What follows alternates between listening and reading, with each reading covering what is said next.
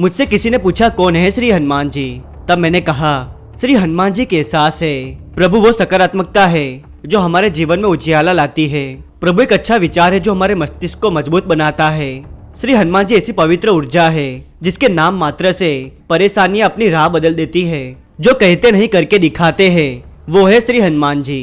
हर हर महादेव, जय श्री राम। दोस्तों, आज का अनुभव सुनने के बाद आपको मोटिवेशन मिलेगा और प्रभु के प्रति आपका प्रेम और बढ़ जाएगा। घरें भी ऐसी होती है जो हमें बहुत कुछ सिखा जाती है। हम सभी के जीवन में एक ऐसा समय जरूर आता है जब हमें बहुत कुछ सहन करना पड़ता है। इन भक्त का अनुभव सुनने के बाद मैं बहुत भावुक हो गया क्योंकि मुझे वो पल याद आ गया जब हम भी इस समय से गुजरे थे। लेकिन जिसके साथ कोई नहीं होता उसके साथ भगवान होते हैं। इन भक्त का नाम सनम है और इन्होंने अपने स्थान का नाम गुप्त रखा है। ये श्री हनुमान जी के बहुत बड़े भक्त थे।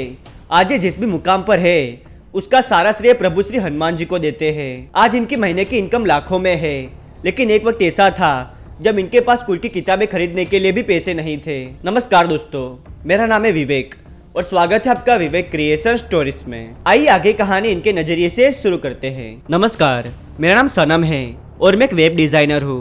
हमारे परिवार की प्रभु बजरंगबली पर पहले से ही बहुत आस्था है। मेरे पिताजी वॉचमैन थे, इस वजह से उनकी सैलरी इतनी नहीं थी कि ठीक से घर चल सके। मुझे आज भी याद है वो दिन जब मेरे पास 2-3 जोड़ी कपड़े ही होते थे। मेरी माँ मुझे दूसरों के कपड़े पहनाती थी। उस समय मैं बहुत गुस्सा होता था क्योंकि बाल बुद्धि थी। मेरी माँ का नियम था कि वो रोज प्रभु श्री हनुमान जी का दिया जलाती थी। चाहे घर में तेल ना भी हो तो वो उधार लाकर प्रभु का दिया जलाती थी। माँ के कारण ही मैं प्रभु का इतना बड़ा भक्त बना। वो रोज मुझे प्रभु के साहस की कहानियां सुनाती थी और हमेशा कहती थी कि बेटा कभी कोई गलत काम मत करना, 4 पैसे कम कमा लेना, लेकिन हमेशा सच्चाई के रास्ते पर चलना। माँ की वो बात मेरे दिल में उतर गई। घर में इतनी तकलीफ होने के बावजूद उन्होंने मुझे कभी सरकारी स्कूल में नहीं पढ़ाया। मेरी माँ घर पर चीजें पैकिंग करने का काम लाती थी तो मैं भी हाथ बटा देता था। एक दिन की बात है, मुझे स्कूल की किताबें लानी थी। जब मैंने पापा से पैसे मांगे तो उन्होंने कहा कि बाद में ला देंगे, अभी अपने दोस्त की किताब से पढ़ लेना। लेकिन टीचर ने बोल रखा था कि सबको अपनी किताब कंपलसरी लेकर आनी है। उस रात में प्रभु के सामने जाकर बहुत देर बैठा, कुछ बोला नहीं, बस उनके सामने देखता रहा। लेकिन प्रभु तो सब जानते थे। जब मैं अगले दिन स्कूल गया तो टीचर ने मुझे सामने से कहा कि अगर मुझे किताबें चाहिए तो मैं उनके पास से ले सकता हूँ। उनके पास एक्स्ट्रा किताबें थी, लेकिन इतने सारे बच्चों में उन्होंने मुझे से ये बात कही। उस दिन मैं बहुत खुश होकर घर गया और मम्मी को ये बात बताई तो वो भी बहुत खुश हुई। ये पहली बार था जब मुझे प्रभु का अनुभव हुआ था, लेकिन ये तो शुरुआत थी। पापा की सैलरी 10 तारीख को आती थी। जब पापा घर आए तो वो बहुत उदास थे, उनका चेहरा पूरा उतरा हुआ था। जब माँ ने उनसे पूछा कि क्या हुआ है तब उन्होंने बताया कि उनसे पर्स कहीं पर गिर गया है। ये बात जानकर हम बहुत दुखी हुए, लेकिन माँ ने कहा कि मुझे प्रभु पर विश्वास है, हमारे पैसे मिल जाएंगे।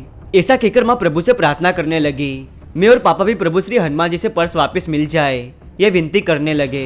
तब 1 मिनट के अंदर ही पापा को एक कॉल आया जिसमें एक व्यक्ति ने कहा कि पापा का पर्स उनके पास है और उन्होंने हमारा एड्रेस मांगा और पर्स देने आए।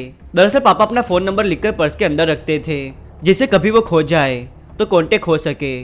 वो व्यक्ति हमारे घर आए, पापा ने उनसे थोड़ी देर बातें की और फिर वो चले गए। लेकिन उन्होंने जाते हुए कहा कि कभी कोई जरूरत हो तो कॉल करना। प्रभु की कृपा से वो पर्स हमें वापस मिला, नहीं तो वो किसी और व्यक्ति को मिला होता तो वो कभी वापस नहीं करता। फिर मैं प्रभु की रोज भक्ति करने लगा। उनका ध्यान करते हुए मुझे समय का पता ही नहीं चलता। मैं रोज प्रभु श्री राम की स्तुति प्रभु के सामने करता था और आखिर में श्री हनुमान चालीसा पढ़ता था। ऐसे ही साल बीतते गए। मैं जो भी प्रभु से मांगता वो किसी न किसी माध्यम से मुझे मिल जाता। बड़ा होने के साथ मेरी टेक्नोलॉजी में रुचि बढ़ने लगी तो मैंने इसमें अपना भविष्य बनाने का सोचा।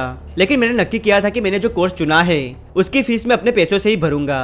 प्रभु का नाम लेकर मैंने पार्ट टाइम जॉब ढूंढी तो मुझे वैसी ही जॉब मिल गई जैसी मैं चाहता था। आज सब कुछ अच्छा है।